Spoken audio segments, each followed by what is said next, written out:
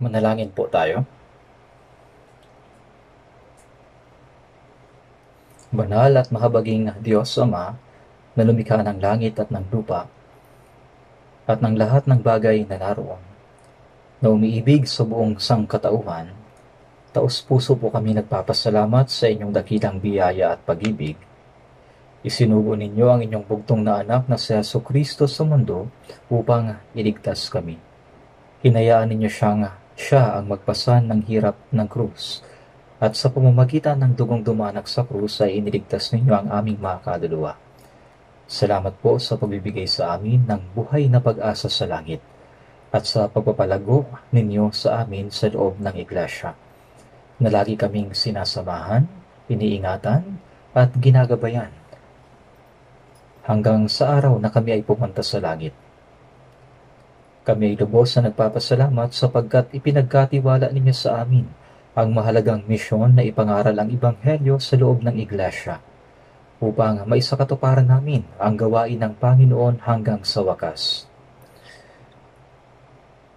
Nagpapasalamat po kami sa pagbibigay sa amin ng lakas na magpatotoo sa Ebanghelyo, hindi lamang sa Korea, kundi maging sa buong mundo. Sa pamamagitan ng inyong salita at kapangyarihan ng Espiritu Santo, ang mga misyonero ay ipinapadala sa iba't ibang lugar sa buong mundo. At nagpapasalamat kami na masaksihan at marinig ang tungkol sa makapangyarihang pagpapalaganap ng Ebanghelyo at ang pagtatatag ng mga iglesia sa mga lugar na iyon. Panginoon, ang mga mahal naming misyonero at kanilang mga pamilya na nagdadala ng Ebanghelyo at naglalakbay patungo sa mga lugar ng misyon, pakisamahan po ninyo sila.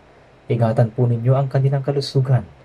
Palakasin niyo po sila sa spirito at katawan upang matupad nila ang inyong banal na kalooban. Hinihiling din po namin ang inyong pagkalinga para sa aming senior pastor at mission team na naglalakbay ngayon sa Amerika para sa misyon. Magkaroon nawa sila ng mabuting kalusugan at gabayan sila upang maisakatuparan ang inyong kalooban at makabalik sila ng ligtas. Ipinagkakatiwala po namin sa iyo, Panginoon, ang sermon sa linggong ito. Kami ay nananalangin sa pangalan ng aming Panginoong Yesus. Amen.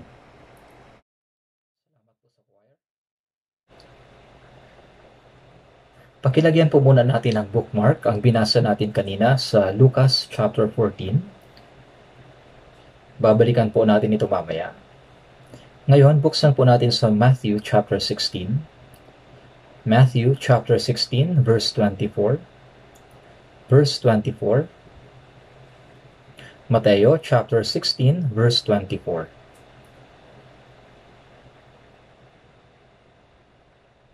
Basahin po natin ng sabay-sabay. Pagkatapos ay sinabi ni Jesus sa kanyang mga alagad, "Kung ang sino man ay ibig sumunod sa akin, tanggihan niya ang kanyang sarili at pasanin ang kanyang krus at sumunod sa akin." Babasahin ko po ang verse 25. "Sapagkat ang sino mang nagnanais magligtas ng kanyang buhay ay mawawalan nito, ngunit ang sino mang mawalan ng kanyang buhay dahil sa akin ay makakatagpo nito." Nang nakaraan, pinag-aralan natin ang tungkol sa buhay ng alagad ni Kristo.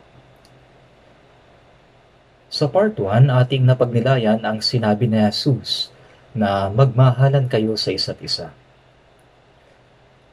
Sa John chapter 13, verse 34 to 35, sinabi niya, "Isang bagong utos ang sa inyo'y ibinibigay ko, na kayo'y magmahalan sa isa't isa. Kung paanong minahal ko kayo, magmahalan din kayo sa isa't isa. Sa pamamagitan nito ay makikilala ng lahat ng mga tao na kayo ay aking mga alagad, kung kayo'y may pag-ibig sa isa't isa." Ngayon naman, sa part 2, pag-aaralan natin ang isa pang sinabi ni Jesus. Tanggihan ang kanyang sarili at pasanin ang kanyang krus at sumunod sa akin. Ito yung sinabi ni Jesus. Kapag sinasabi nating natanggap na natin ang kaligtasan, nangangahulugan ito na natanggap na natin ang pag-ibig ni Kristo at ang pag-ibig ng Diyos. Hindi tayo inuutosang magmahal gamit ang pag-ibig na wala sa atin, kundi dahil sa ibinuhos na niya ang kanyang pag-ibig sa ating puso, kaya maaari na tayong magmahalan sa gayong paraan.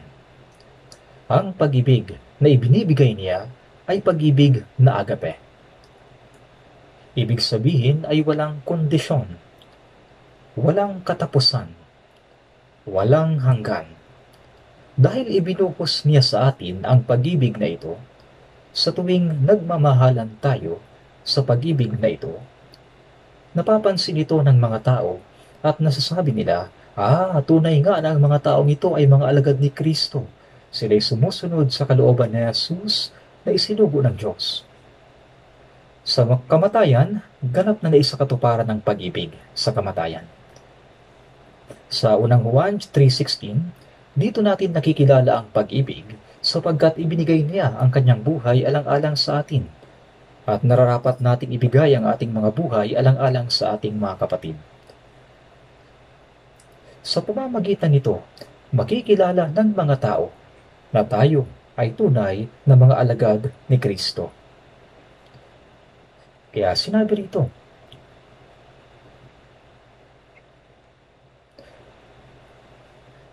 sa mga Kristiyano, kapag hindi nila lubos na tinanggap ang kapatawaran ng mga kasalanan, wala silang kapayapaan sa kanilang puso at puno sila ng paghihirap at pasakit. Ibinigay sa atin ng Diyos ang salita ng pakikipagkasundo at nais niya na ang lahat ng mga tao ay maipagkasundo sa Kanya. Pagkatapos na mabuhay na muli, ang unang salitang sinabi ni Jesus ay sumainyo ang kapayapaan. Ito ang unang sinabi ni Jesus. Tinawag niya tayo upang itapon ang lahat ng kabalisahan, kalungkutan, depresyon, at mga negatibong emosyon at magkaroon sa Kanya ng kapayapaan. Kaya kahit na isang araw lang ang ating buhay, nais ng Diyos na mamuhay tayo ng may tunay na kapayapaan. Yan ang dahilan kung bakit niya isinugo si Jesucristo. At inuutosan din niya tayo na ibahagi ang pag-ibig at kapayapaang ito sa ibang mga tao. Ang pag-ibig na ito ay hindi lamang upang matanggap ang kapatawaran ng kasalanan at magkaroon ng mapagpatawad na puso. Ito rin ay upang makapaglingkod tayo sa ibang tao. Tinawag tayo upang maglingkod. At ang paglilingkod ay isinasagawa sa pamamagitan ng mga kamay at paa. Kaya nga sinabi ni Jesus sa Mateo 10:42, sino mang magbigay ng kahit na isang basong tubig na malamig sa isa sa maliliit na ito sa pangalan ng isang alagad, tiyak na hindi siya mawawalan ng kanyang gantimpala. Ibig sabihin, ang paglilingkod natin sa mga kapatid na naligtas, pati na rin sa ibang mga tao, ay hinding-hindi kalilimutan ng Diyos. Hindi natin dapat baliwalain ang katotohanan ito. Kaya hindi nakakalimutan ng Diyos. Maaring may ilang Kristiyano na namumuhay para sa kanilang sarili. Kaya nga naiwawala nila ang walang hanggang gantimpala na nais ibigay ng Diyos. At namumuhay sila sa kalungkutan at pagmumulila. Dapat tayong makalaya sa ganitong uri ng pamumuhay. Ang paraan upang mapatunayan nating tayo mga alagad ni Kristo ay ang pagsunod sa kanyang utos na magmahalan sa isa't isa. Ibig sabihin, mamuhay tayo na nagpapatawad at naglilingkod sa ating kapwa. Ipinakita sa atin ng Panginoon ang kanyang dakilang pag-ibig sa pamamagitan ng kanyang kamatayan upang tayo'y maligtas. At silang tunay na nakaunawa sa pag-ibig na iyon ay may kakayahang magmahal sa iba, sapagkat ibinuhos niya ang kanyang pag-ibig sa ating puso. Kaya nga binasa natin ang unang Pedro chapter 1 verse 22 na nagsasabing, ngayong nilinis na ninyo ang inyong mga kaluluwa sa pamamagitan ng inyong pagsunod sa katotohanan. Ibig sabihin, sa pamamagitan ng pakikinig sa salita ng katotohanan, ang ebanghelyo ng kaligtasan, at sa pagsunod sa salitang iyon, nilinis na ang inyong mga kaluluwa. At bilang resulta, kayo ngayon ay may tunay na pag-ibig sa isa't isa. Ibig sabihin, binigyan tayo ng Diyos ng kakayahang magmahalan sa isa't isa nang walang pagkukunwari. Dapat tayong sumunod sa salitang ito, tama? Mag-ibigan sa isa't isa ng buong alab mula sa dalisay na puso. Subukan natin gawin ito.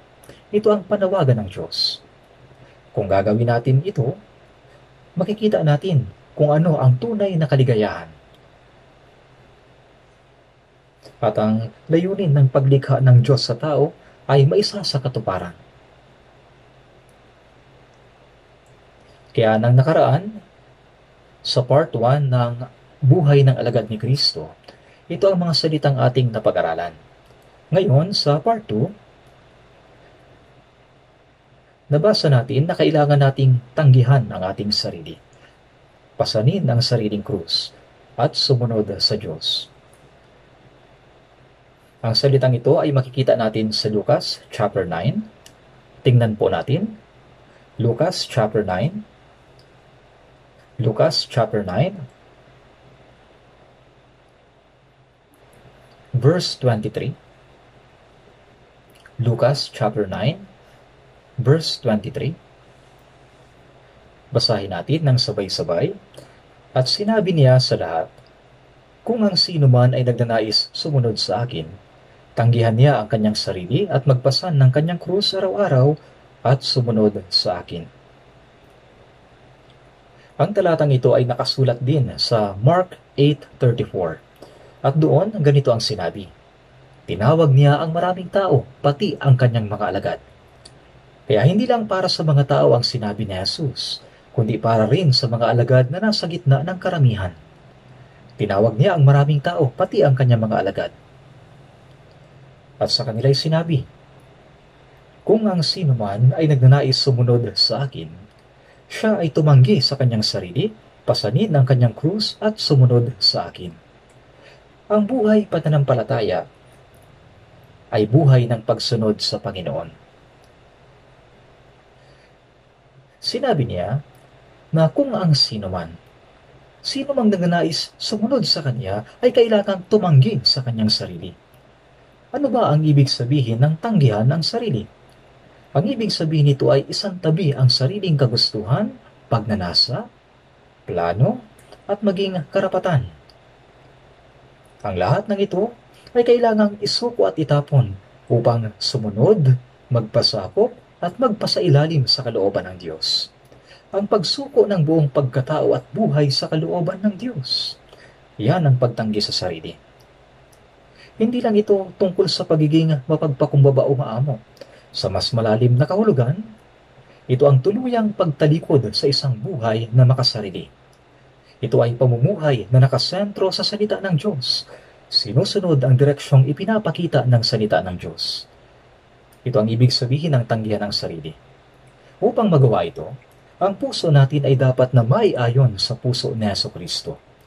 Kung ang puso ni Jesus ang susubukan nating iayon sa puso natin, hindi ito mangyayari. Tama ba? Ang puso natin ang dapat na maiayon sa puso ni Kristo. Kaya nga sinabi tungkol kay David sa Gawa 13:22 na siya ay isang lalaking kinalulugdan ng aking puso. Ibig sabihin, ang puso ni David ay naging kaayon ng sa Panginoon. Ang puso niya ay naging tugma sa kalooban ng Diyos. Ganoon din si Solomon. Nang humingi siya ng karunungan, sinabi sa unang hari 3:10, ikinalugod ng Panginoon na ito ang hiningi ni Solomon. Kaya nga kailangan nating iayon ang ating puso sa puso ni Jesucristo. Si Jesus din ay mayroong sariling pagnanais. Ngunit para sa kaligtasan ng sanlibutan, nagpasakop siya sa kalooban ng Diyos. Sinabi sa Lucas 22:42, gayunmay huwag ang kalooban ko ang mangyari, kundi ang sa iyo. Iniayon niya ang kanyang puso sa kalooban ng Diyos. Ganito ang pagtanggi sa sarili. Kaya sa Filipos, magkaroon kayo sa inyo ng ganitong pag-iisip na kay Kristo Jesus din naman, na siya, bagamat nasa anyo ng Diyos, ay hindi niya itinuring na isang bagay na dapat panghawakan ang pagiging kapantay ng Diyos, kundi hinubaran niya ang kanyang sarili at kinuha ang anyong alipin na naging katulad ng tao. Ito ang halimbawa ng tunay na pagtanggi sa sarili. Sa halamanan ng Getsemani, bago siya ipinako sa krus, siya ay nanalangin habang ang mga alagad ay natutulog. Sa Mateo 26:39, siya ay nanalangin na nagsasabi, Ama ko, kung maaari, lumampas sana sa akin ang kopang ito. Alam ni Jesus ang sakit na idudulot ng krus. Gayon may hindi ang ayon sa ibig ko, kundi ang ayon sa ibig mo. Ganap niyang tinanggihan ang kanyang sarili at iniayon ang buong puso sa kalooban ng Diyos. Ganito ang ibig sabihin ng tanggihan ang sarili. Ganap niyang tinanggihan ang kanyang sarili at iniayon ang buong puso sa kalooban ng Diyos. Paano naman si Apostol Pablo? Si Apostol Pablo ay maraming maipagmamalaki sa laman. Ang kanyang pinagmulan, edukasyon, posesyon at mga nagawa. Sa paningin ng tao, ang lahat ng ito ay pawang kapuri-puri. Subalit ang lahat ng iyon na kapaki-pakinabang para sa kanyang sarili ay itinuring niyang basura lamang. Itinapon niya ang lahat ng iyon at lubos na ipinagkaisa ang sariling puso sa puso ni Kristo. Tingnan po natin sa Filipos chapter 3. Filipos chapter 3.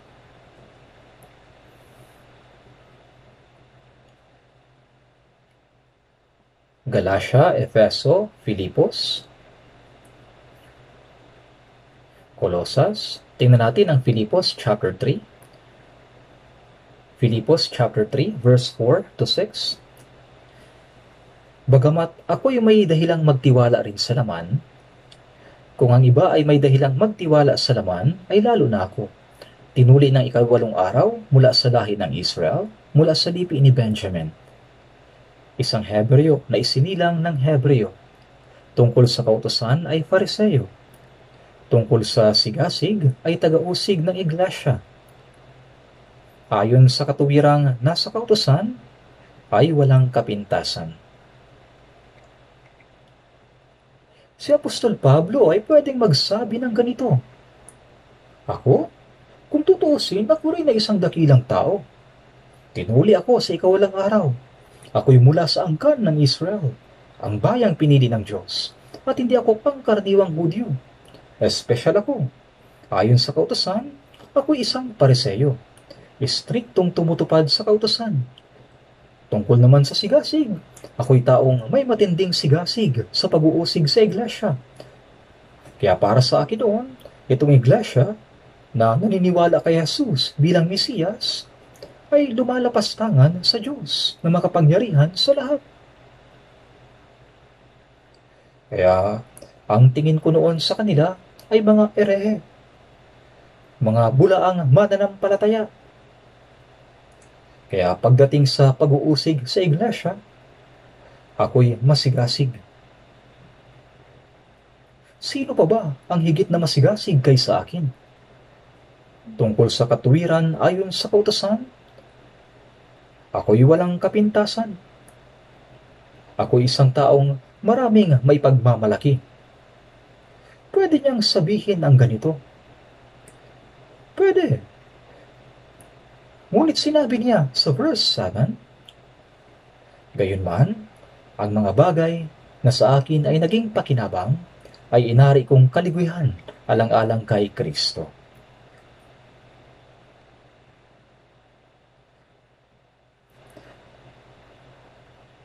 Ang mga bagay na sa akin ay naging pakinabang ay inari kong kalubihan alang-alang kay Kristo.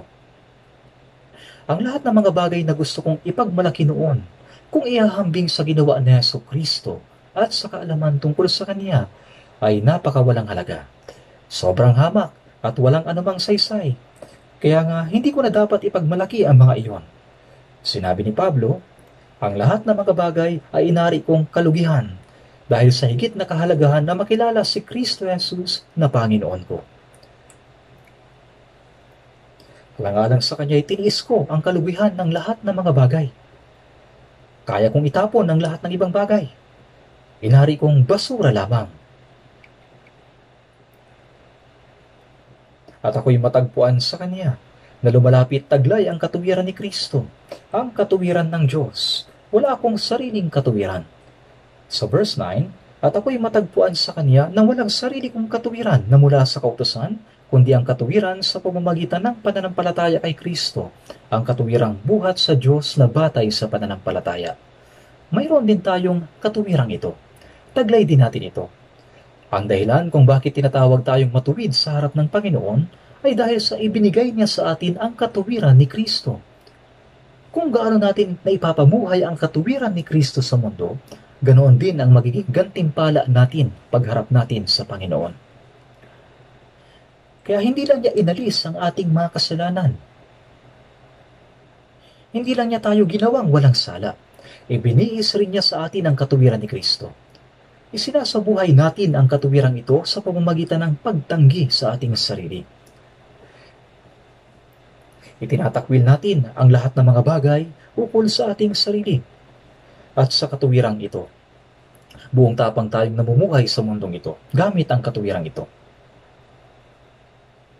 Kaya nga si Jesucristo ay nabubuhay sa loob ko. Ito ang pinakamarangal na bagay. Si Apostol Pablo ay namuhay na araw-araw niyang pinapatay ang kanyang sarili upang sumunod kay Kristo. Kaya sa unang Korinto, chapter 15, verse 31, kanyang sinasabi, ako'y namamatay araw-araw. Mga kapatid, yun ay kasing tiyak ng aking pagmamapuri sa inyo. Isang pagmamapuri na aking ginagawa kay Kristo Jesus na aking Panginoon.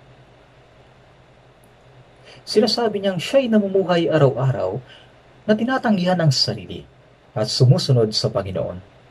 Ang pagtanggi sa sarili ay ang pagtalikod sa sariling kaisipan, plano at katigasan ng ulo. Ito ang pagsuko ng sarili sa plano ni Kristo. At sa ganitong paraan, maraming tao ang maaakay sa daan ng buhay at katuwiran sa pamamagitan ng pagtanggi sa sarili. Kaya nga sinasabi sa Biblia sa awit 37:5, ipagkatiwala mo ang iyong lakad sa Panginoon, magtiwala ka sa Kanya, at siya'y gagawa. Ipagkatiwala mo ang iyong lakad sa Panginoon. Pero hindi tayo nagtitiwala sa Panginoon. Sinusubukan nating gawin ang mga bagay sa ating sariling isip at plano. Hindi ganyan ang pagtanggi sa sarili. Ang pagtanggi sa sarili ay ipagkatiwala mo ang iyong mga lakad sa Panginoon. Sa Kawikaan 16:3, italaga mo sa Panginoon ang iyong mga gawa at magiging matatag ang iyong mga panukala. Maging sa lipunan, trabaho o negosyo, italaga mo ang iyong gawa sa Panginoon at magiging matatag ang iyong panukala. Totoo ito. Sa Roma 12:19, mga minamahal, huwag ninyong ipaghiganti ang inyong sarili, kundi ipaubaya iyon sa galit ng Diyos. Ibig sabihin, ipagkatiwala mo ang lahat sa kalooban ng Diyos. Ito ang gusto ng Diyos. Ito ang pagtanggi sa sarili. Kaya nga, yung gawing masunurin ang ating pag-iisip kay Kristo, ito ang paraan upang tanggihan ng sarili. Hindi ito madali. Tingnan natin sa Biblia sa unang Korinto, chapter 10. Ikalawang Korinto, chapter 10. Ikalawang Korinto, chapter 10, verse 3.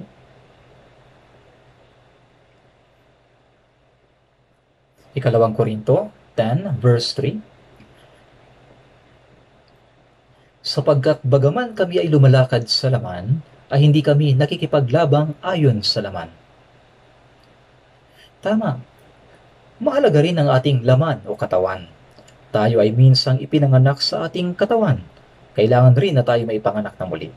Sapagkat bagaman kami ay lumalakad sa laman, ay hindi kami nakikipaglaban ayon sa laman.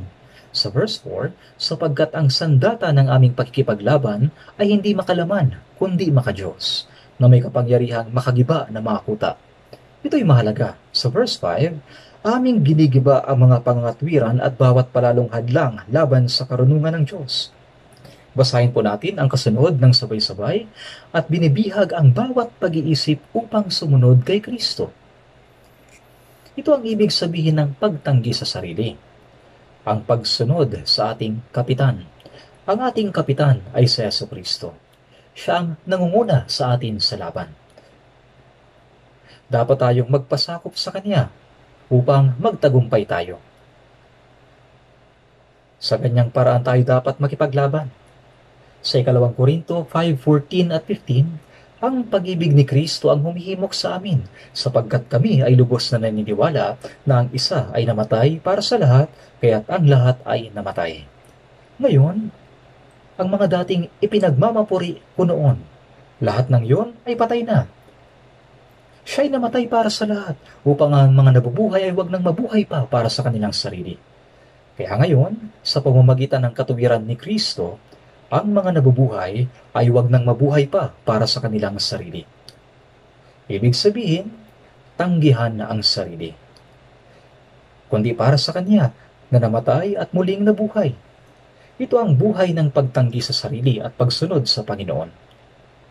Kaya nga sinabi ni Apostol Pablo sa Galatia 2:20, "Ako'y ipinakong kasama ni Kristo at hindi na ako ang nabubuhay, kundi si Kristo ang nabubuhay sa akin."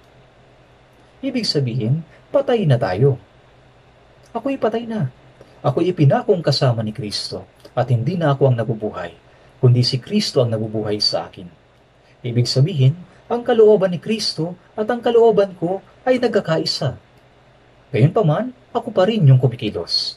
At huwag nating kalimutan na ang buhay na ikinabubuhay ko ngayon sa laman ay kinabubuhay ko sa pamamagitan ng pananampalataya sa anak ng Diyos, na sa akin ay nagmahal at nagbigay ng kanyang sarili sa akin. Tayo ay sumusunod sa kalooban at salita ni Jesucristo. Nabubuhay tayo na inaayon ng ating kalooban sa Panginoon.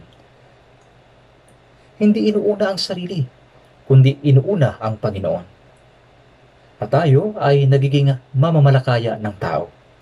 Ito ang buhay ng pagtanggi sa sarili. Kaya nga sinabi ni Propetang Daniel, ang mga pantas ay magniningning na tulad ng kaningningan ng langit, at ang mga nagpabalik ng marami sa katuwiran ay para mga bituin magpakailanman. Ito ay tiyak na mangyayari kung tatanggihan natin ang ating sarili. Kaya nga sa unang Korinto 9:19, "Bagaman malaya ako sa lahat ng mga tao, nagpaalipin ako sa lahat, upang higit na marami ang aking mahikayat."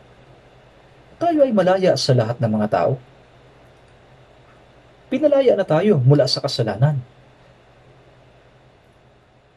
Malaya na tayo ngayon. Ito ang punto. Gayunpaman, nagpaalipin ako sa lahat upang higit na marami ang aking mahikayat. Ang maging alipin ng iba ay nangangailangan ng pagtanggi sa sarili. Kailangan kong patayin ang aking sarili upang makapaghikayat ng mas maraming kaluluwa. Upang mahikayat sila, kailangan ako'y mamatay o tanggihan ang aking sarili. Sa unang Korinto 9:20-22, "Sa mga Hudyo ako'y naging tulad ng mga Hudyo upang makaakit ng mga Hudyo."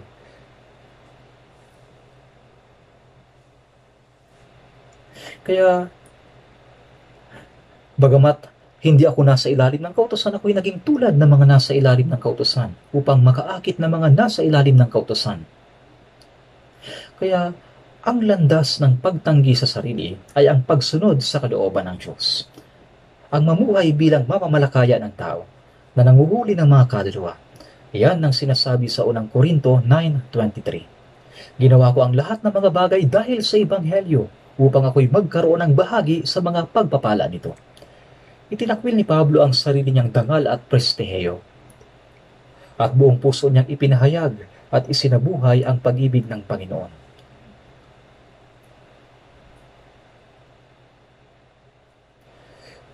Siya mismo ay itinuring na walang halaga. Sa mata ng tao, kung nanatili si Apostol Pablo bilang Saulo, naging matagumpay sana siyang pinuno ng Israel.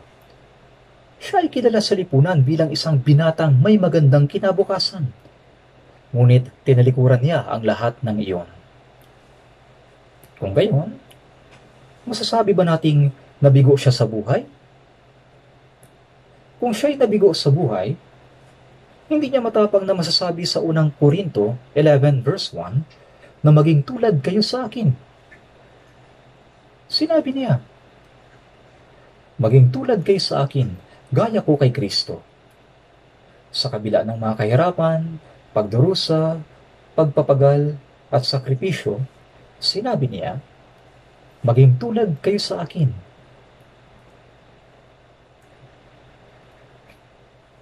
Maging tulad kayo sa akin, gaya ko kay Kristo. Tingnan natin.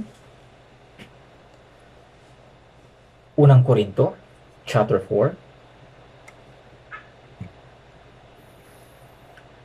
verse 12 to 13. Unang Korinto, chapter 4, verse 12 to 13. At kami gumagawa sa pamamagitan ng sarili naming mga kamay. Bagaman nilalait, kami ay nagpapala. Bagaman inuusig, ay nagtitiis kami. Bagaman mga sinisira ang puri, kami ay nakikiusap. Kami laging naging tulad ng basura sa sanlibutan, dumi ng lahat ng mga bagay hanggang ngayon. Ganyan din tayo ngayon, hindi ba? Ginaya ni Pablo ang pamumuhay ni Jesucristo. At tayo ngayon, ginagaya ang pamumuhay ni Jesus at ni Pablo. Nagsisikap tayo at sariling kamay ang ginagamit natin sa paggawa. Nabubuhay ba tayo na umaasa sa pagkaing walang bayad o tulong ng iba? Bagaman nilalait, kami ay nagpapala. Hindi tayo gumaganti o nakikipagtalo kapag sinisiraan tayo. Bagaman inuusig ay nagtitiis kami. Bagaman mga sinisira ang puri, kami ay nakikiusap. Hindi tayo pumapatol dahil ito'y magiging katitisuran para sa Ebanghelyo. Ang ating hangarin ay makapagdala ng kahit na isang kaluluwa sa langit. Kaya't buong puso tayo nagpapasakop at gumagawa. Kami naging tulad ng basura sa sanlibutan, dumi ng lahat ng mga bagay hanggang ngayon. Ganyan na naging buhay ni Apostol Pablo. At ito ang tinatawag na pagtanggi sa sarili. Ganito ang buhay ng mga taong tumatanggi sa sarili para kay Kristo. At dahil nasa unang Korinto na rin tayo, tingnan natin ang isa pang talata. Unang Korinto, chapter 10, verse 23 at 24. Verse 23 at 24. Lahat ng mga bagay ay matuwid, ngunit hindi lahat ng bagay ay makabubuti. Lahat ng mga bagay ay matuwid, ngunit hindi ang lahat ng mga bagay ay makapagpapatibay. Huwag hanapin ng sino man ang kanyang sariling kapakanan, kundi ang kapakanan ng iba. Babasahin ko po ang unang bahagi at babasahin niyo ang kasunod. Lahat ng mga bagay ay matuwid. Lahat ng mga bagay ay matuwid. Huwag hanapin ng sino man ang kanyang sariling kapakanan. Tama. Ito ang daan ng pagtanggi sa sarili. Ang pagsunod sa Panginoon at ang pagiging alagad ni Kristo ay hindi madali o maginhawang landas. Totoo, ang ating puso ay puspos ng kapayapaan at kagalakan. Ngunit sa totoo lang, ang buhay sa katawan ay puno ng kahirapan. May isang mga awit sa Africa na naligtas at siya'y gumawa ng isang kanta.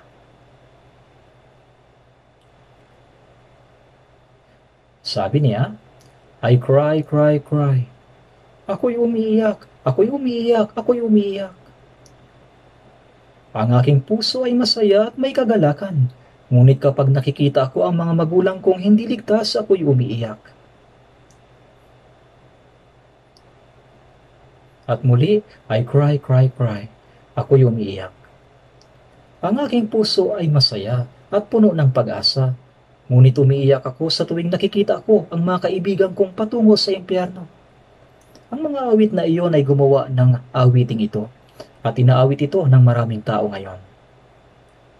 Lahat ng mga bagay ay matuwid, ngunit hindi lahat ng bagay ay makabuti.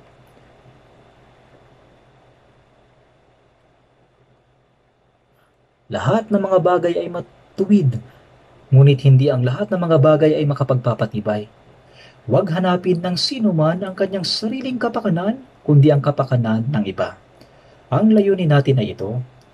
Hayaang ang isang tao ay mabalot ng pag-ibig natin. at sunod ng pag-ibig ng Diyos. Upang maunawaan niya ang katotohanan, tumanggap siya ng kaligtasan at makasama natin sa langit magpakailanman. Yan ang kahulugan ng pagtanggi sa sarili. Ang pagtanggi sa sarili ay pagsuko sa lahat ng bagay na nasa iyo.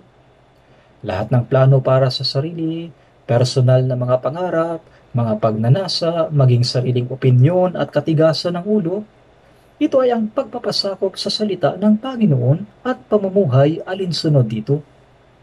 Nabubuhay pa rin tayo sa parehong mundo, ngunit iba na ang ating patutunguhan. Iba na ang ating pag-iisip sa pag-iisip ng mga tao sa mundo. Kahit pareho tayong kumakain ng pagkain, magkaiba na ang ating layunin. Ang isa'y kumakain upang magkaroon ng lakas para makipagtalo. Samantalang ang isa naman ay kumakain upang magkaroon ng lakas para sa Diyos. Pareho lang na kumakain ng pagkain, ngunit magkaiba na ang motibo at layunin. Gayon din sa pagtatrabaho, pagpasok sa eskwela at pagdalo sa church, na iba na ang layunin kung bakit natin ginagawa ito. Kailangan nating mamuhay na tumatanggi sa ating sarili. Upang mangyari ito, kailangan nating lubos na magpasakop sa kalooban ng Panginoon. Iayon ang ating buhay at isuko sa kanyang kalooban. Kaya kung ikaw ay mamumuhay ng masigasig para sa Panginoon, ang Panginoon mismo ang maghuhubog sa iyo ayon sa kanyang kalooban. Ang Panginoon ay makapangyarihan sa lahat. Ayon sa unang Samuel chapter 2 verse 6 to 7, ang Panginoon ay pumapatay at bumubuhay. Siya ang nagbababa sa Sheol at nag-aahon. Ang Panginoon ay nagpapadukha at nagpapayaman. Siya ang nagpapababa at siya rin ang nagpaparangal. Ang Diyos ang gumagawa nito.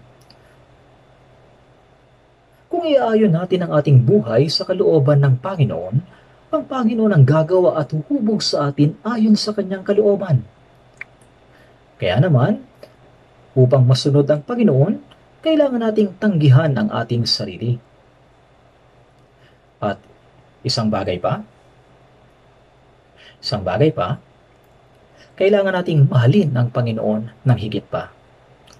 Tingnan natin ang talata kanina sa Lucas chapter 14 verse 26. Lucas chapter 14 verse 26. Lucas chapter 14 verse 26. Basahin natin ng sabay-sabay. Kung ang sino man ay lumalapit sa akin at hindi napupuot sa kanyang sariling ama, ina, asawang babae, mga anak, mga kapatid na lalaki at mga kapatid na babae, at maging sa kanyang sariling buhay, ay hindi maaaring maging alagad ko. Sa unang pagbasa sa talatang ito, maaaring isipin ng ibang tao, ano? Ibig sabihin ito, dapat kong talikuran ang aking mga magulang, asawa at mga kapatid.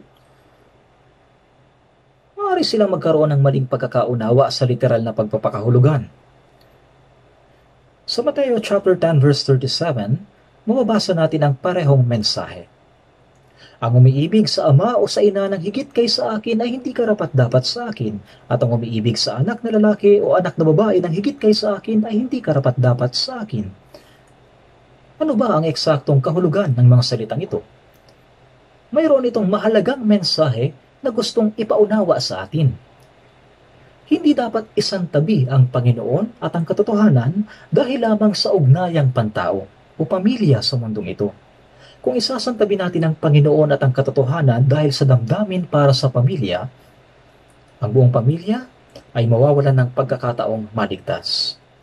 Upang maligtas ang buong pamilya, maaaring magkaroon ng pansamantalang hindi pagkakaunawaan o alitan. Ngunit, hinding-hindi natin dapat isantabi ang Panginoon.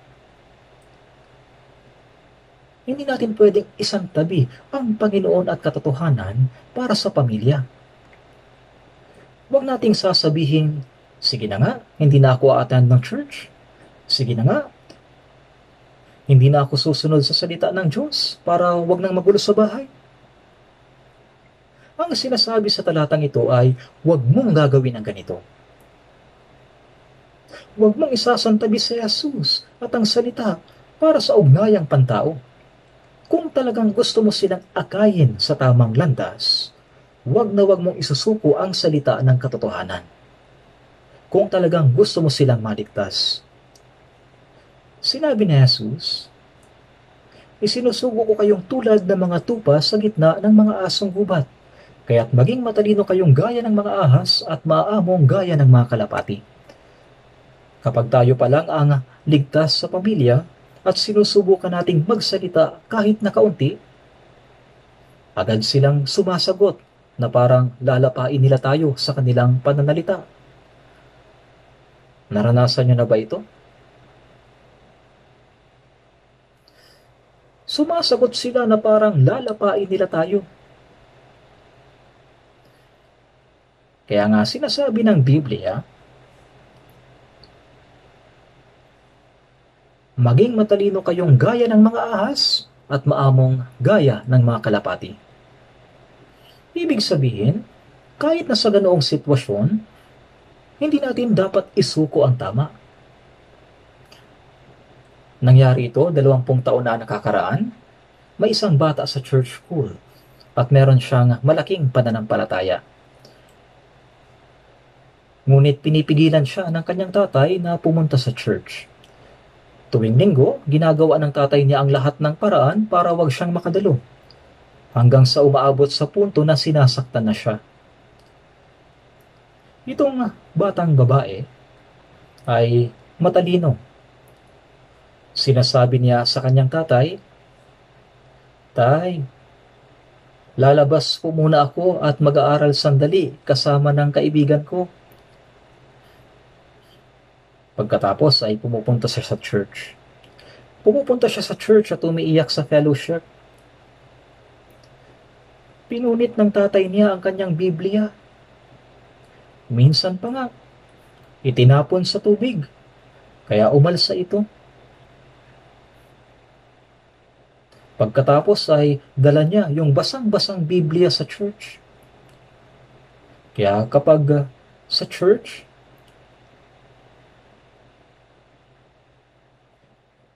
may mga Bibliang sira na o walang may-ari, kinukuha ito ng church school teachers, inaayos at ibinibigay sa kanya para naman meron siyang magamit.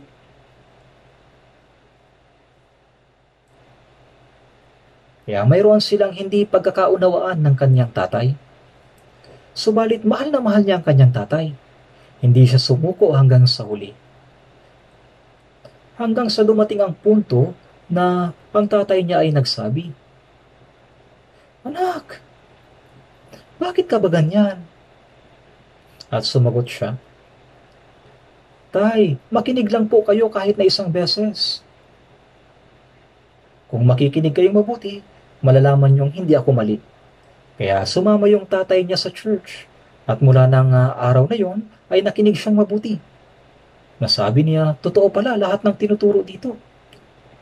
Patungkol sa tunay na problema ng buhay, naantig ang puso niya. Naisip niya, may espesyal dito. At nakinig siyang mabuti. Hanggang sa huli.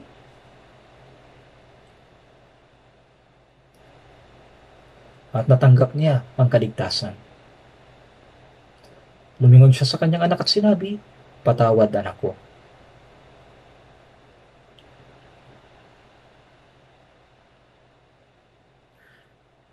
Tingnan po natin sa Lucas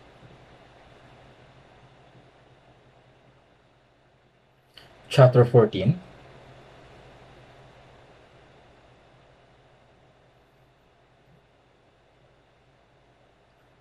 Basahin natin ang verse 26 at 27. "Kung ang sino man ay lumalapit sa akin at hindi napupuot sa kanyang sariling ama, ina, asawang babae, mga anak, mga kapatid na lalaki, at mga kapatid na babae, at maging sa kanyang sariling buhay, ay hindi maaaring maging alagad ko. Sino mang hindi nagpapasan ng kanyang sariling krus at sumusunod sa akin ay hindi maaaring maging alagad ko." Ang batang sister na ito ay tumanggi sa kanyang sarili at nagpasan ng sariling krus. Siya ay sumunod sa Panginoon ng may katapatan hanggang sa huli. Ganito ang buhay ng isang tunay na alagad. Tama?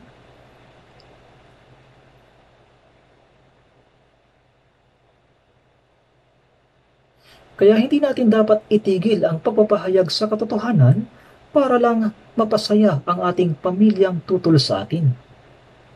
Dahil sa mahal natin ang ating pamilya, dapat maging matalino tayo. Matalinong gaya ng mga ahas at maamong gaya ng mga kalapati. Kailangang maging malinaw ang ating paninindigan. Kailangan nating magsumikap na ibahagi sa kanila ang katotohanan. Sinasabi na ang dugo ay mas malapot kaysa tubig. Ngunit ang katotohanan ay mas mahalaga kaysa dugo ng tao. Bakit? Sapagkat ang katotohanan ay tinatakan ng dugo ng Diyos.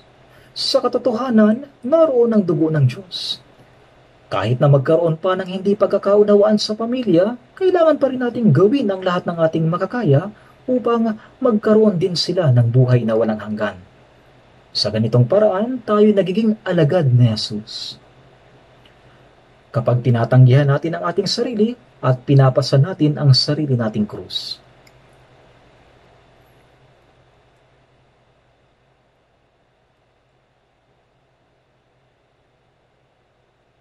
Tingnan natin sa Mateo chapter 10,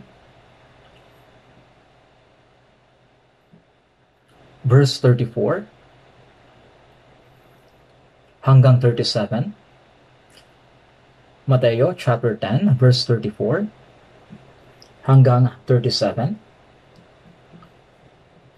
Huwag ninyong isiping pumarito ako upang magdala ng kapayapaan sa lupa.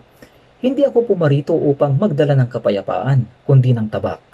Sapagkat pumarito ako upang paglabanin ang lalaki at ang kanyang ama, ang anak na babae at ang kanyang ina, at ang manugang na babae at ang kanyang biyanang babae. At ang magiging kaaway ng tao ay ang sarili niyang mga kasambahay. Ang umiibig sa ama o sa ina ng higit kaysa akin ay hindi karapat-dapat sa akin. At ang umiibig sa anak na lalaki o anak na babae ng higit kaysa akin ay hindi karapat-dapat sa akin. Ang umiibig sa ama o sa ina ng higit kaysa akin ay hindi karapat-dapat sa akin. Tama. Huwag ninyong isiping pumarito ako upang magdala ng kapayapaan sa lupa. Hindi ako pumarito upang magdala ng kapayapaan, kundi ng tabak. Siyempre, siya'y naparito upang magdala ng kapayapaan. Ngunit para sa kapayapaang iyon, minsan may dalang tabak. At ang tabak na iyon ay ang salita ng Diyos. Ang pagparito niya ay magiging sanhi ng hindi pagkakasundo sa loob ng pamilya. Ipinapahayag ng talatang ito na tiyak na magkakaroon ng hindi pagkakaunawaan, di ba? Ngunit pagdating sa pananampalataya, hindi tayo dapat sumuko o magpaapekto. Sa halip ay dapat nating harapin o gawin ang mga bagay ng may karunungan. Huwag nating ituon ang ating pansin sa mundong ito na iilang dekada lang, kundi sa buhay na walang hanggan. Kaya nga sinabi ni Apostol Pablo sa mga taga-Galasya, na ipinako sa krus ng mga na kay Kristo Jesus ang laman na kasama ang masasamang pagnanasa at kahalayan nito. Tama. Sa awit 73:25, anong mayroon ako sa langit kundi ikaw? At liban sa iyo wala akong anumang ninanasa sa lupa. Kaya sinabi ni Apostol Pablo, kung nabubuhay tayo, sa Panginoon tayo nabubuhay, o kung namamatay tayo, sa Panginoon tayo namamatay. Kaya mabuhay man tayo mamatay, tayo'y sa Panginoon. Ganito yung sinabi niya. Kung nabubuhay tayo, sa Panginoon tayo nabubuhay.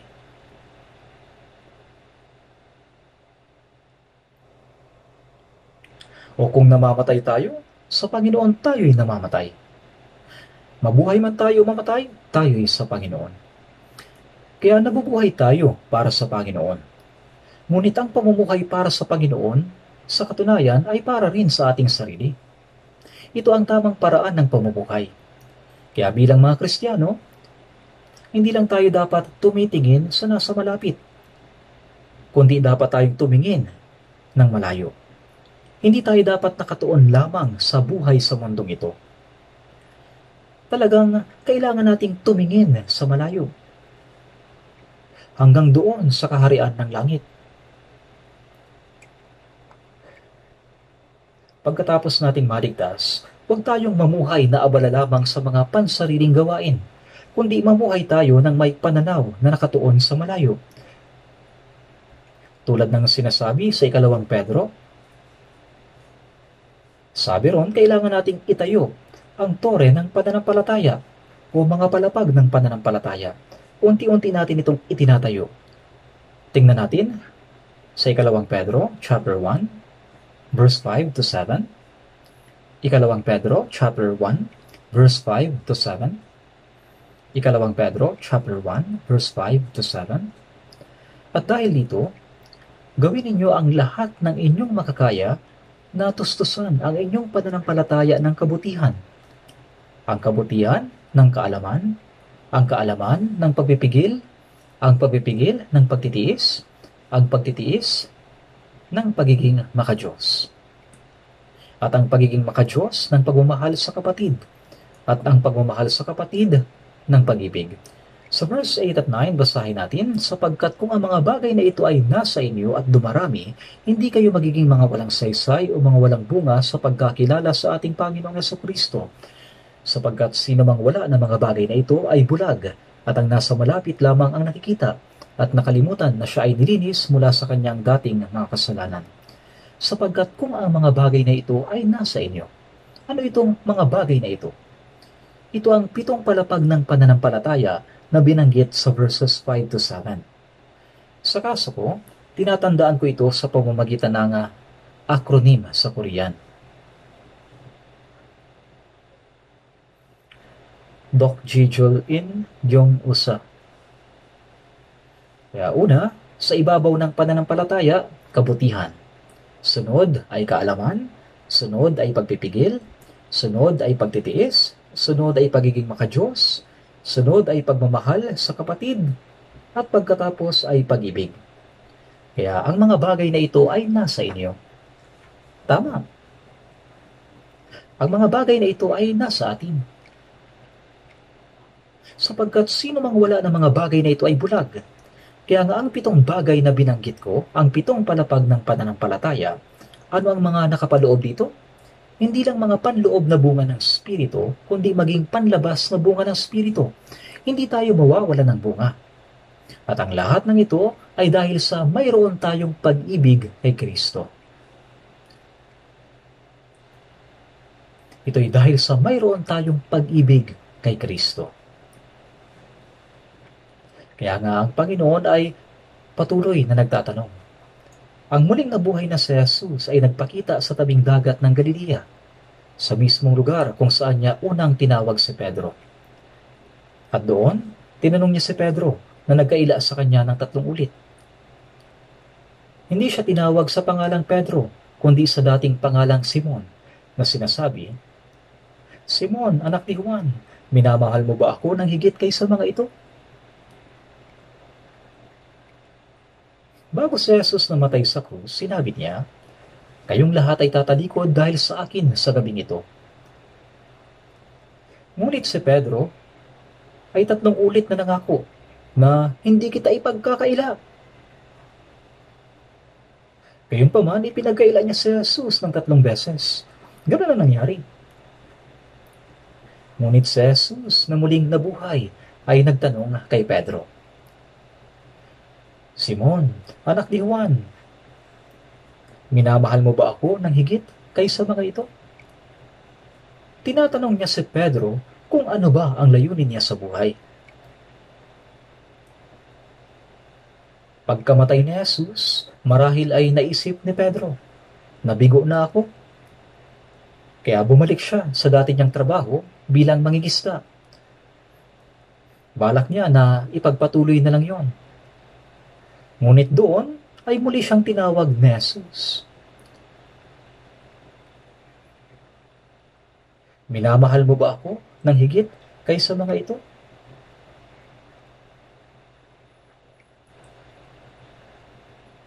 Muli siyang tinawag ni Jesus. Kung wala tayong pag-ibig sa Panginoon, magiging mahirap ang ating buhay pananampalataya. Ang kaluwalhatian na ibibigay sa atin ng Panginoon ay higit pa sa kaluwalhatian ng mundo. Si Jesucristo ay higit na mahalaga kaysa sa buong mundo. Kaya mas mahalaga na makamtan si Jesus kaysa makamtan ang mga bagay sa mundo. Si Jesus ay higit na mas mahalaga kaysa sa buong mundo. Minamahal mo ba talaga si Jesus? Opo, Panginoon, nalalaman mo na minamahal kita. May mga Hudyo din noon na naniwala kay Jesus. Nung panahon niya, tingnan natin sa John chapter 12. John chapter 12.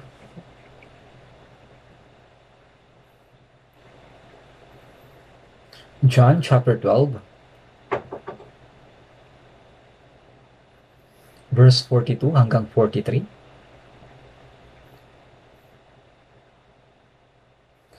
John chapter 12 verse 42 hanggang 43, basahin po natin ng sabay-sabay.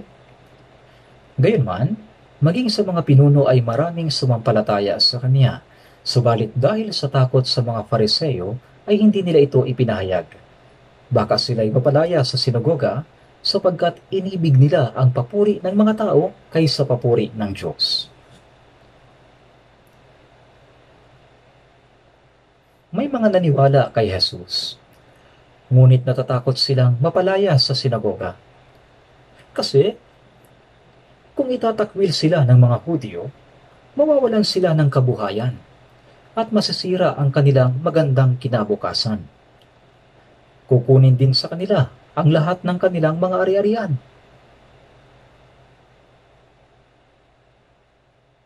Kaya mas pinahalagahan nila ang kaluwalhatian mula sa tao at magandang kinabukasang matatanggap nila, sapagkat inibig nila ang papuri ng mga tao kaysa papuri ng Diyos. Mas pinahalagahan nila ang kaluwalhatian mula sa tao.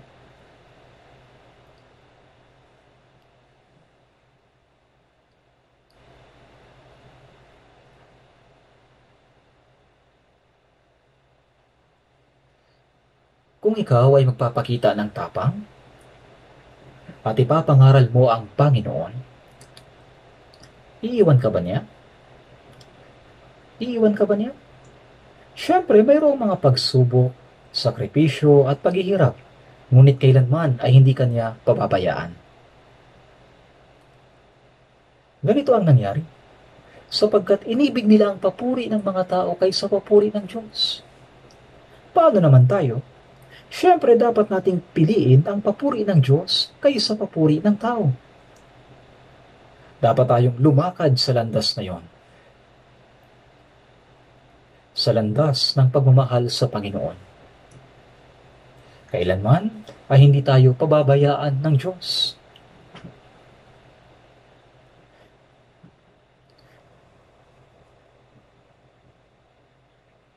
Sa awit 37:25, sinabi ni David, "Ako'y naging bata at ngayon matanda na, gayon may hindi ko nakita na ang matuwid ay pinabayaan. Ni ang kanyang mga anak ay namamalimos ng tinapay." Iniingatan tayo ng Panginoon, kasama natin siya. Kaya huwag nating pansinin ang mga mata ng mundo. Huwag nating itaguyod ang sarili nating dangal. Sinabi ni Jesus, ang umiibig sa kanyang buhay ay mawawalan ito. At ang napupuot sa kanyang buhay sa sanlibutan ito ay may ingatan ito para sa buhay na walang hanggan.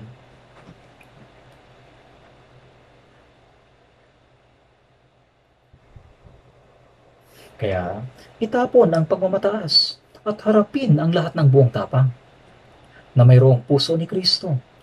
Kung magkagayon, ang pangakong maiingatan ito para sa buhay na walang hanggan ay matutupad para sa atin. Bakit? Sapagkat pangangalagaan tayo ng Diyos. Sinabi ni Apostol Pablo sa Galatia 1:10, "Ako ba'y naghahangad ngayon ng pagsang-ayon ng mga tao o ng Diyos? O sinisikap ko bang bigyang lugod ang mga tao? Kung ako'y nagbibigay lugod pa rin sa mga tao, hindi sana akong naging alipin ni Kristo." Itinuturing natin ang ating sarili bilang lingkod ni Kristo. Kinikilala rin tayo ng iba na mga alipin ni Kristo. Tayo ay mga lingkod ni Kristo. Dapat ba nating iwan ang Panginoon upang magbigay lugod sa mga tao? Simon, anak ni Juan, minamahal mo ba ako nang higit kaysa mga ito? Sinabi niya sa kanya, Opo, Panginoon. Nalalaman mo na minamahal kita. Tama, dahil sa minamahal natin ang Panginoon, ginagawa natin ang lahat ng bagay sa church. Ibinibigay natin ang ating oras, pera, at mga ari-arian. Ito ay dahil sa minamahal natin ang Panginoon. Kaya nga ginagawa natin ang lahat para sa church.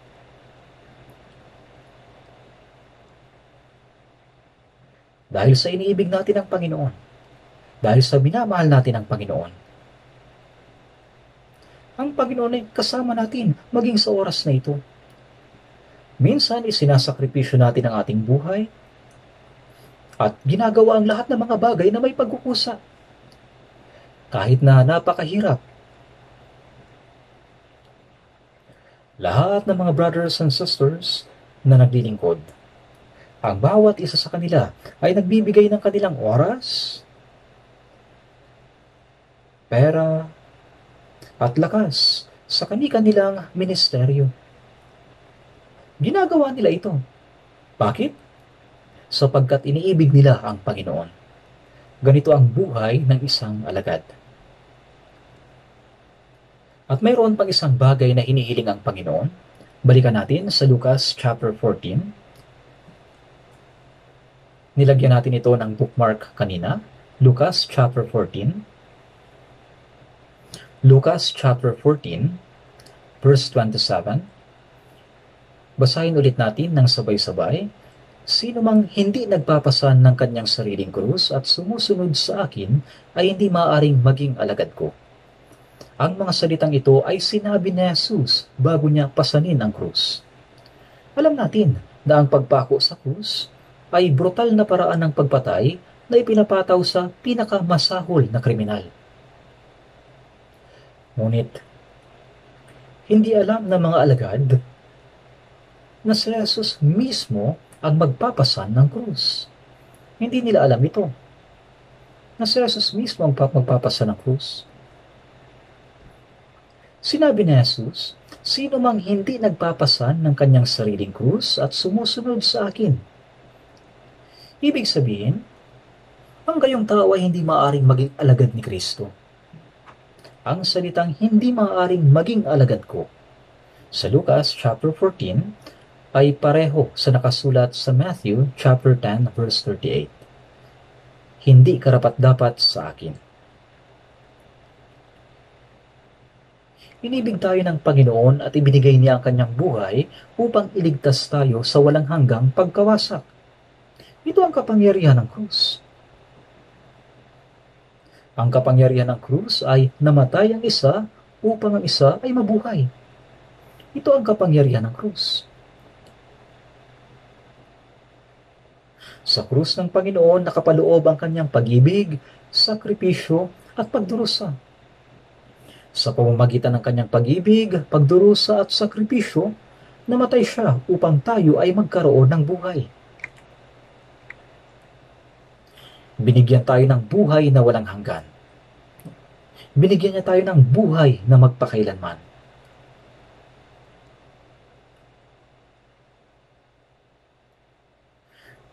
Si Churi, ang Korean name para kay Hoshino Tetsuro, na pangunahing tauhan ng Galaxy Express 999, ay umiikot pa rin sa kalawakan.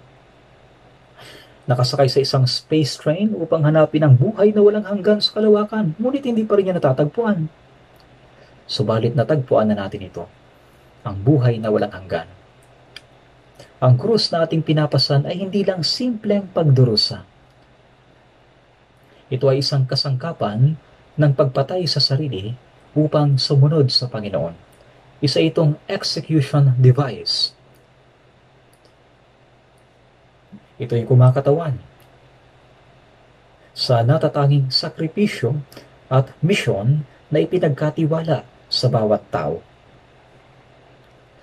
Upang maligtas ang iba, para sa kanilang kaligtasan, dapat ko ring pasanin ang aking krus, ang sarili kong krus, Isakripisyo ang aking sarili. Isuko ang maraming bagay. At mamatay. Tungkol sa kamatayan, sinabi ni Jesus, walang mahigit pang dakilang pag-ibig kaysa rito na ibigay ng isang tao ang kanyang buhay dahil sa kanyang mga kaibigan. Kung ako ay mamamatay para sa iba, kung gayon ang buhay ko sa mundong ito ay matatapos. Ang pagpapahayag ng pag-ibig sa pamamagitan ng kamatayan ang pinakadakilang pag-ibig. At iyon ay natupad doon sa krus. Ito ang kapangyarihan ng krus. Ako'y mamamatay para mailigtas ang iba. Ito ang krus na ating pasan. Si Pedro, noong una, siya'y takot sa pagdurusa. Takot siya na baka may masamang mangyari sa kanya. Kaya nga 3 beses niyang ikinaila ang Panginoon na tumakas. Ngunit pagkatapos niyang makita ang muling nabuhay na Panginoon, tumibay ang kanyang pananampalataya at naging matapang siya. Ipinangaral niya ang Ibanghelyong nagdiligtas sa mga tao, at pinasan niya ang sarili niyang krus. Si Pedro din ay nagpasan ng sariling krus. Nang siya'y haharap na sa kamatayan, sinabi niya, ako ay isang masamang tao na 3 beses nagtaksil sa Panginoon. Hindi ako karapat-dapat mamatay sa krus na gaya ng Panginoon. Ngunit dahil sa siya ay parurusahan sa pamamagitan ng krus, sinabi niya, ipako niyo ako ng nakabaliktad. Kaya siya ay ipinako ng nakabaliktad at namatay. Sa Gawa chapter 7, ang diakonong si Esteban ay nagbigay ng kilalang sermon. At ang mga tao ay napuno ng galit at nagsimulang batuhin siya. Siya ay binato hanggang sa mamatay. Naranasan niyo na bang tamaan ng bato? Naranasan niyo na? Ako po, oo na. Napakasakit. Sa totoo lang, parang umiikot ang paningin ko. Hindi may paliwanag ang sakit. Pero ang batuhin hanggang mamatay, hindi natin lubos maisip. Habang siya ay binabato hanggang sa mamatay, sinabi ni Esteban, Panginoon, huwag mo silang papapanagultin sa kasalanan ito. At pagkasabi niya nito, siya ay namatay.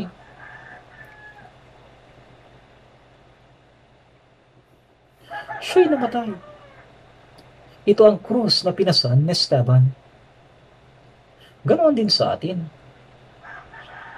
Tayong lahat ay may kanya-kanyang krus na ipinagkaloob sa atin.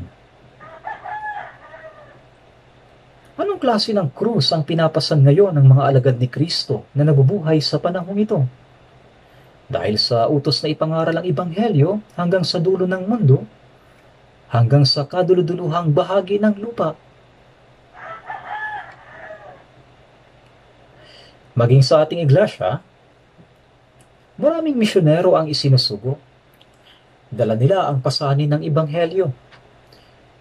Iniiwan nila ang buhay na kanilang nakagisnan at humahakbang sila patungo sa buhay na wala silang kasiguruhan.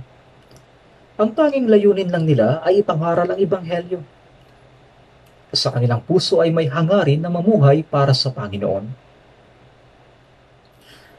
Naniniwala silang ito ang kanilang krus. Kaya naghahanap sila ng lugar kung saan sila mamamatay.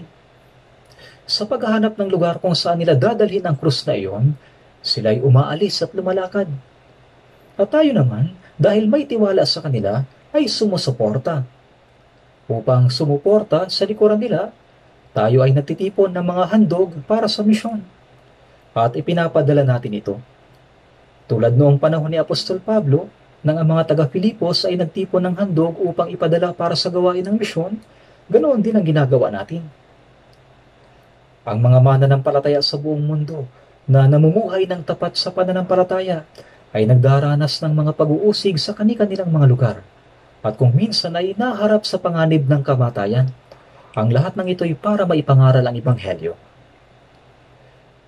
Sa ibang bansa ngayon, kapag nangaral ka ng Ebanghelyo at may nagsumbong sa iyo, pwede kang hulihin at ikulong. Nangyayari pa rin ito hanggang sa ngayon. Ngunit pagkalaya nila, muli silang nangangaral. May nakausap akong ganitong pastor, ilang araw pa lang ang nakakaraan. Matatag sila at hindi natitinag. Hindi nila binibitawan ang kanilang krus.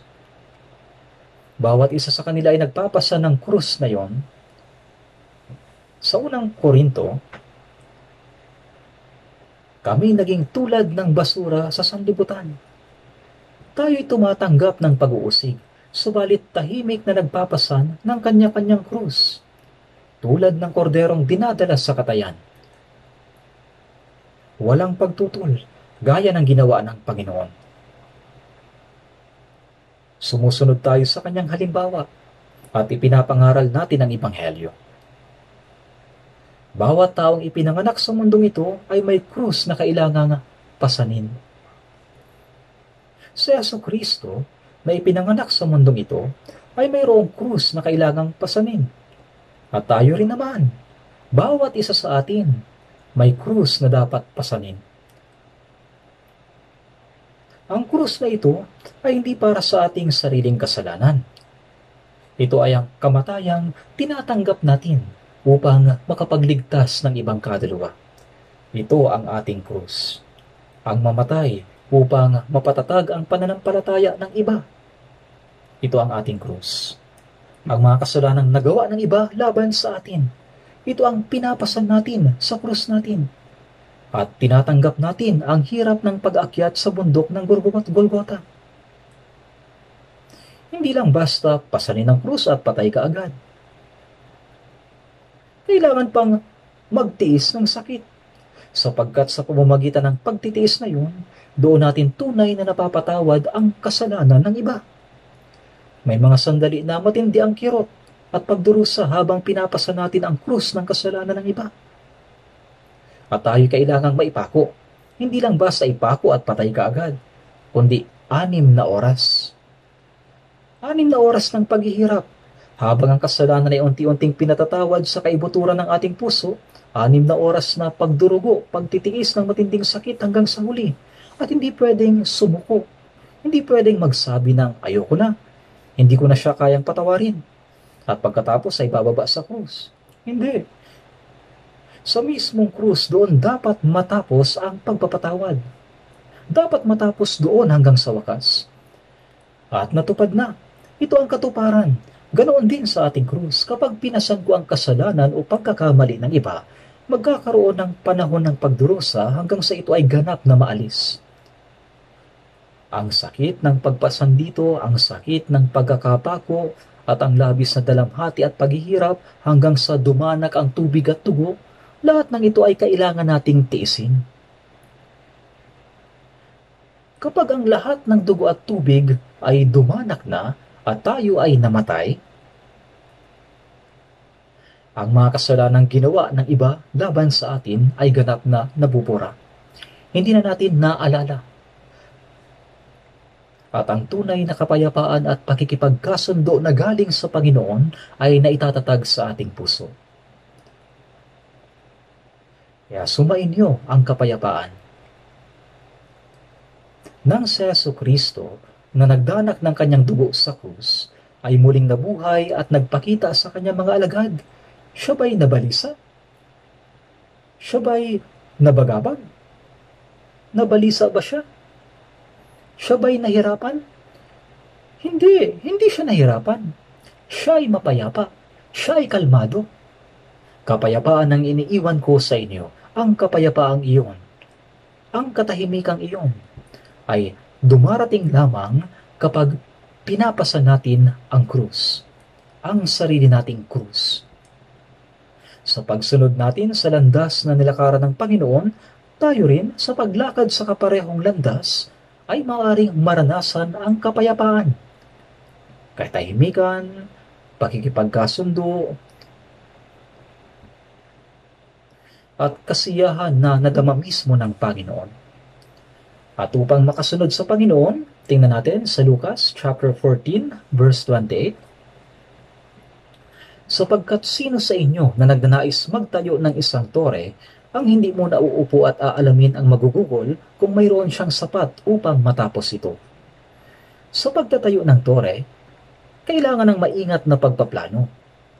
Ganoon din, kung nais nating sumunod sa Panginoon, kailangan ang pagpaplanong espiritual.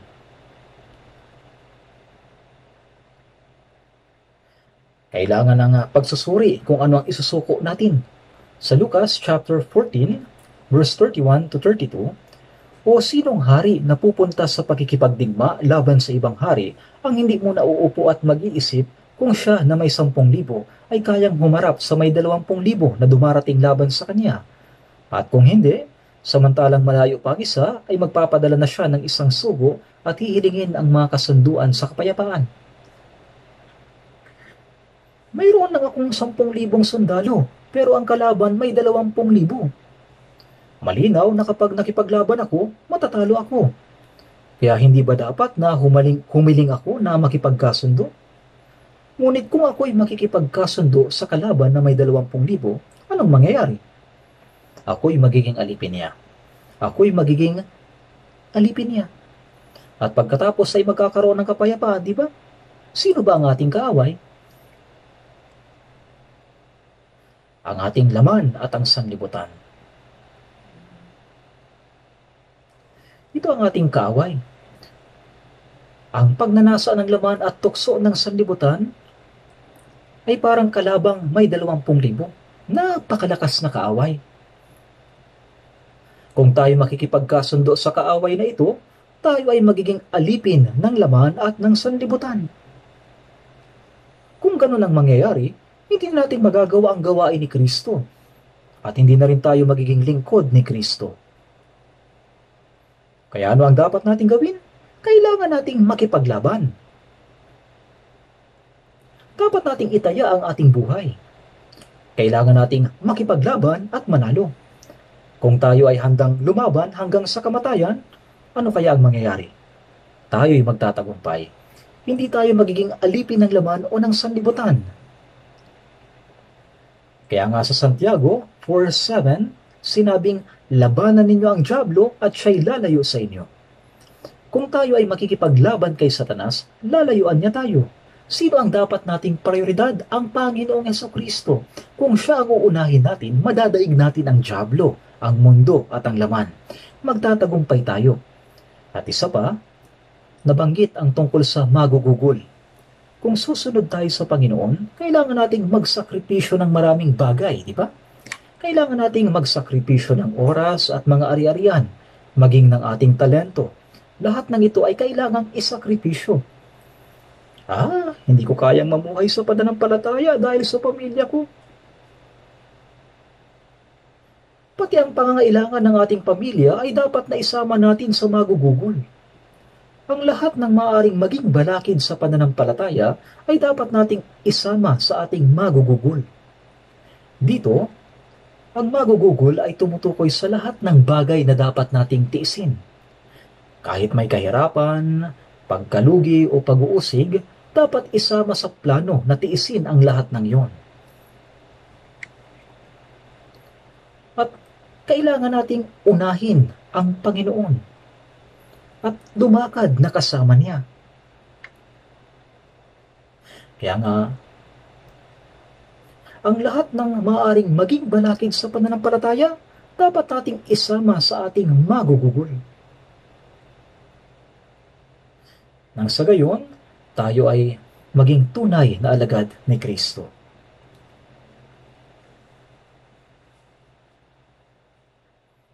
Tama ba? Basahin natin sa Lucas 14:33. Kaya't ang sino man sa inyo na hindi magtakwil sa lahat ng kanyang tinatangkilik ay hindi maaaring maging alagad ko. Tama. Sino man sa inyo. Ibig sabihin, walang exemption. Hindi magtakwil sa lahat ng kanyang tinatangkilik ay hindi maaaring maging alagad ko. Ano itong tinatangkilik? Ito ang ating kasakiman, kayabangan, posesyon, pagnanasa, pagmamataas, at mga bagay na gusto nating panghawakan. katulad ng kaginhawahan, katulad ng kayamanan. Ang lahat ng ito ay kailangan kong gamitin para sa Panginoon. Dapat nating ihandog ang lahat para sa Panginoon. Sinabi ni Mordecai kay Reyna Esther, "Sinong nakakaalam na kung kaya ka nakarating sa kaharian ay dahil sa pagkakataong ito?"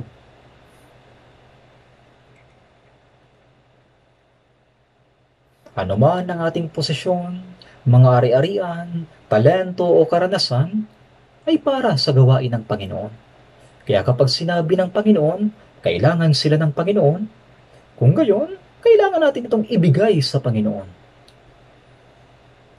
Hindi natin dapat sabihin, akin lang ito, hindi ako pwede. Hindi natin dapat sabihin yan. Dapat nating bitawan ang ganitong pag-iisip. Ito ang ibig sabihin ng sino man sa inyo na hindi magtakwil sa lahat ng kanyang tinatangkilik ay hindi maaaring maging alagad ko. Ipinibigay natin ito para magamit ng Panginoon. Sa ganito tayo nagiging kanyang alagad. Ang awit 119 ay isang mahalagang chapter sa Biblia. Maraming nagsasabi na si David ang sumulat nito.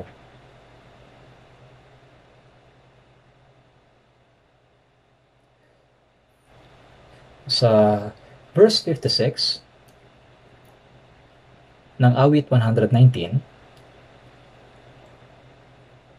sinabi, "Ito ang tinamo ko sapagkat aking iningatan ang mga tuntunin mo." Ang pagsunod sa salita ng Diyos ang tunay kong pag-aari. Oo, pagharap natin sa Panginoon, yan lang ang mahalaga. Wala tayong anumang madadala mula sa mundong ito. Wala tayong madadalang anuman. Pero, meron tayong maihaharap sa Panginoon.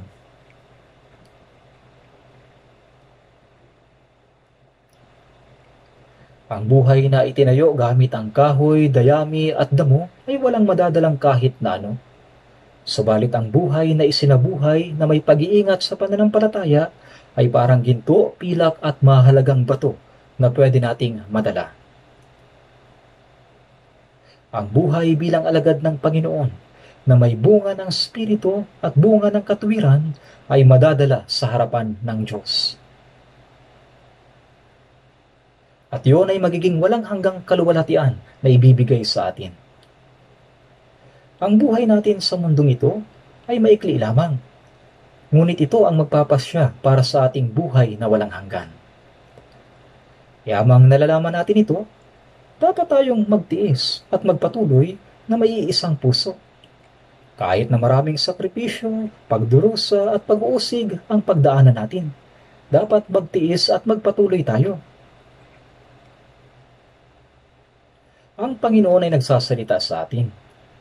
Nagtuturo at gumagabay upang mamuhay tayo sa tamang paraan. Ngayon, mayroon tayong paparating na summer retreat. Sa retreat na ito, dapat nating tanungin ang ating sarili. Ano ba ang dapat kong gawin sa retreat na ito? Ano ba ang papel ko? Paano ba ako makakapag-evangelize sa retreat? Paano ako makakatulong sa evangelism? Paano ako mananalangin? Paano ako magsasakripisyo? Gawin mo ang ayon sa sinasabi ng Panginoon sa puso mo. Sapagkat sinasabi ng Panginoon, nagagantimpalaan niya tayo. Ngayon ay pinag-aralan natin ang ikalawang bahagi ng buhay ng alagad ni Kristo. Napag-aralan natin ito sa oras na ito. Manalangin na po tayo.